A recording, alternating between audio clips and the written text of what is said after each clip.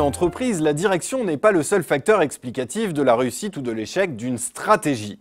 La vitesse et l'ampleur du déploiement de cette stratégie sont aussi des paramètres fondamentaux. Autrement dit, investir 100 en Chine en 5 ans n'est pas la même chose que d'investir 50 en 10 ans.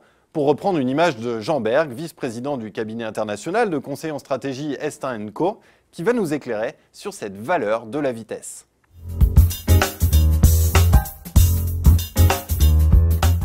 Bonjour Jean Berg. Bonjour. Alors vous estimez que la prise en compte du paramètre de la vitesse est sous-estimée. Quelles sont les erreurs les plus fréquemment commises?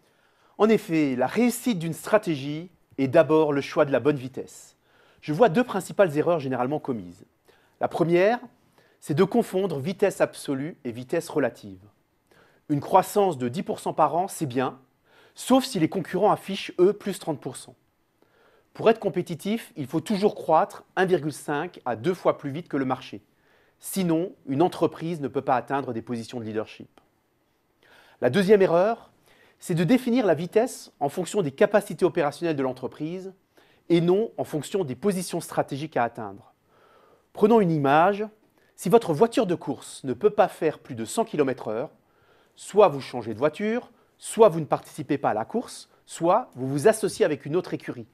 Mais en aucun cas, vous ne participez à la course avec cette voiture. Alors pour bien comprendre, pouvez-vous nous donner un exemple concret d'une entreprise qui aurait mal pris en compte ce paramètre de vitesse? Oui, prenons comme exemple la chaîne hôtelière américaine Super 8, positionnée sur le segment économique lorsqu'elle s'est déployée il y a quelques années en Chine. Dans l'hôtellerie économique, la taille du réseau, c'est-à-dire le nombre d'hôtels par région, est le facteur décisif de performance. Vu des États-Unis, Super 8 affichait bien une forte croissance en Chine de l'ordre de 15% par an. Mais ce taux restait bien en deçà de celle des leaders chinois qui couraient à plus de 30% par an. Résultat, 5 ans après, Super 8, malgré sa croissance, est devenu un acteur marginal en Chine avec un faible taux d'occupation et des pertes opérationnelles. Il a perdu le combat de la vitesse et donc du leadership. Alors Jean Berg, imaginons, je suis une entreprise, j'ai un projet avec des objectifs bien définis. Comment est-ce que je définis la vitesse optimale de déploiement du plan opérationnel? Quels conseils me donneriez-vous? Il faut actionner 5 leviers. Premièrement, il faut bien fixer ses priorités. Une entreprise qui court plusieurs lièvres à la fois va moins vite qu'une entreprise focalisée. Deuxièmement, il faut mettre les moyens humains et financiers en cohérence avec ses priorités. Air Liquide, par exemple, consacre plus de 50% de ses investissements sur les marchés émergents, alors que ces marchés ne représentent que 20% de son chiffre d'affaires. Il faut aussi, j'imagine, revoir et adapter les modèles d'activité en fonction de ses priorités. Oui, et c'est le troisième levier, adapter le modèle d'activité. Pensez à Apple.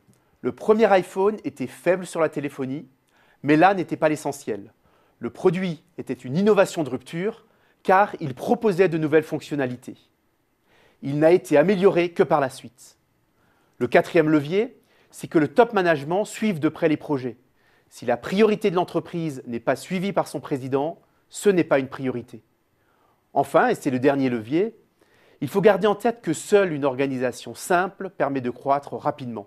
D'expérience, je peux vous dire que c'est un élément trop souvent oublié. Eh bien Jean Berg, merci d'être venu partager votre expérience sur Xerfi Canal.